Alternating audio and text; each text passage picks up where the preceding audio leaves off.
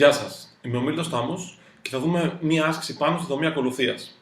Η άσκηση έχει τίτλο Συναυλία Φιλανθρωπικού Σκοπού και μπορείτε να τη βρείτε στο site μας, σε αυτόν εδώ πέρα το σύνδεσμο. Πάμε να δούμε την εκφώνηση.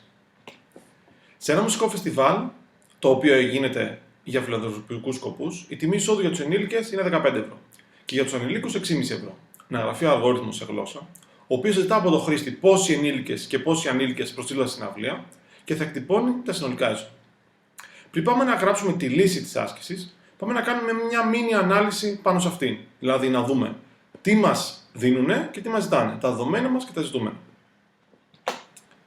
Σίγουρα ξέρουμε ότι η τιμή εισιτηρίου για τους ενηλίκους είναι 15 ευρώ και για τους ανηλίκους 6,5. Τι άλλο μας δίνεται όμως τα δεδομένα? Και η λέξη κλειδί να το βρούμε είναι το ζητά, ή σε κάποιες άλλες ασκήσεις να δέχεται. Εδώ, σαν δεδομένο, θα χωρίσουμε και πόσοι ανήλικες πήγαν στην συναυλία και πόσοι ενήλικες και πόσοι ανήλικες πήγαν στην συναυλία. Το θεωρούμε σαν δεδομένο. Γιατί θα το ζητήσουμε από τον χρήστη. Είναι σαν να το ξέρουμε. Και τι μας ζητάνε, το ζητούμενό μας είναι τα συνολικά έσοδα. Πάμε να γράψουμε τώρα τη λύση. Μας το θέλει σε γλώσσα. Οπότε θα ξεκινήσουμε με τη λέξη πρόγραμμα και ένα όνομα. Θα του δώσουμε το όνομα συναυλία.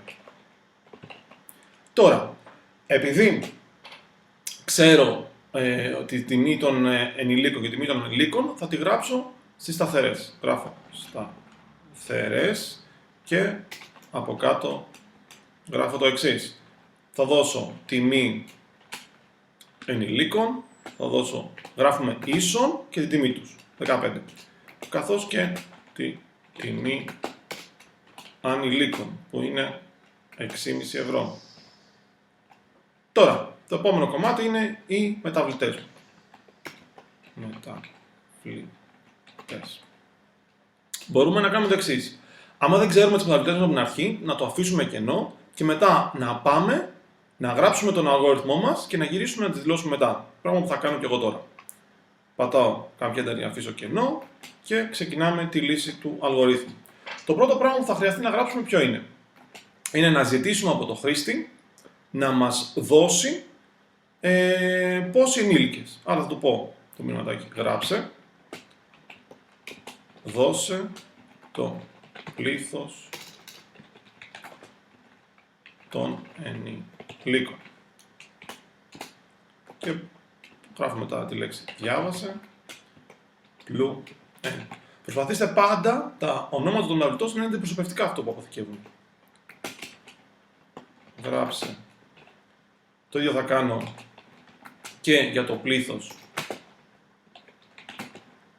των ανηλίκων.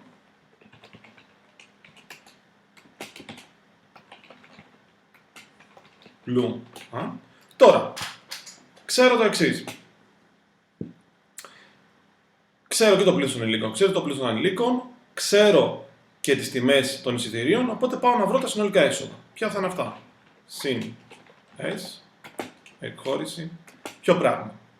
Θα είναι για να βρω το γινόμενο, για να βρω τα έσοδα θα είναι το γινόμενο του πλήθους των ενηλίκων επί τη τιμή των ενηλίκων, συν το πλήθος των ανηλίκων επί τη τιμή των ανηλίκων. Άρα, τιμή N επί τιμή επί πλήθος ενηλίκων συν τιμή αν επί το πλήθος των ανηλίκων. Αυτά είναι τα συνολικά μου έσοδα. Και τώρα, εφόσον έβγαλα το αποτέλεσμα, να το εμφανίσω και στο χρήστη. Οπότε θα το γράψω και ένα κατάλληλο μήνυμα. Γράψε τα συνολικά έσοδα είναι αναλογικά τελεία συν S. Και εδώ τελειώνω το αλγοριθμό μου. Τέλος προγράμματος. Ξανά, τι έκανα? Πάμε στο κυρίως κομμάτι του αλγοριθμού. Εμφάνισε ένα μήνυμα για να διαβάσω το πλήθος των ενηλίκων, το διάβασα, το ίδιο έκανε για το πλήθος των ανηλίκων και μετά πήγα και έκανα την πράξη. Ποια είναι η πράξη αυτή? Τιμή επί το πλήθος των ενηλίκων. Βλέπετε, εδώ έβαλα την σταθερά μου. Δεν χρειάζεται να βάλω το 15 ή το 6,5 και εμφάνισε το αποτέλεσμα. Τώρα, αυτό που δεν ξεχνώ είναι να καθορίσω τους τύπους των μεταβλητών μου. Ποιες μεταβλητές έχω εδώ πέρα?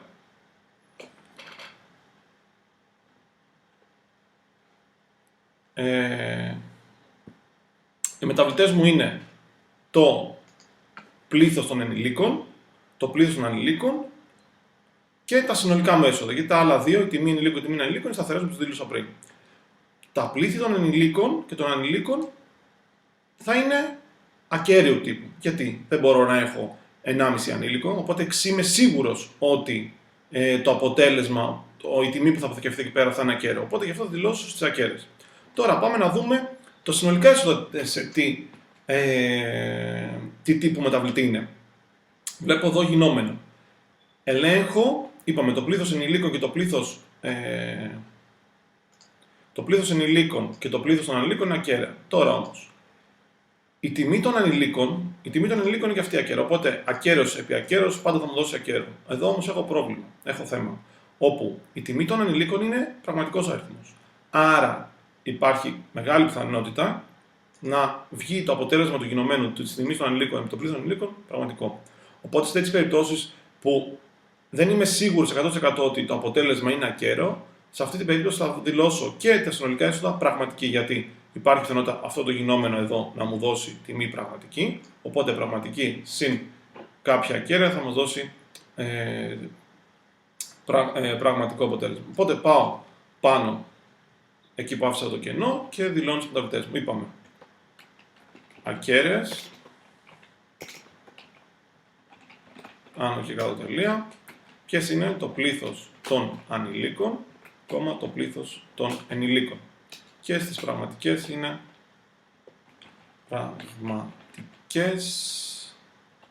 είναι τα συνολικά S. Τα ονόματα των μεταβλητών εδώ πέρα πρέπει να είναι ακριβώς ίδια με αυτά που τα έχω γράψει κάτω. Γιατί θα μας βγάλει πρόβλημα μετά ο αλγόριθμος στην εκτέλεσή του. Έτσι έφτασα στη λύση της άσκησης. Αρχικά όμως τι έκανα?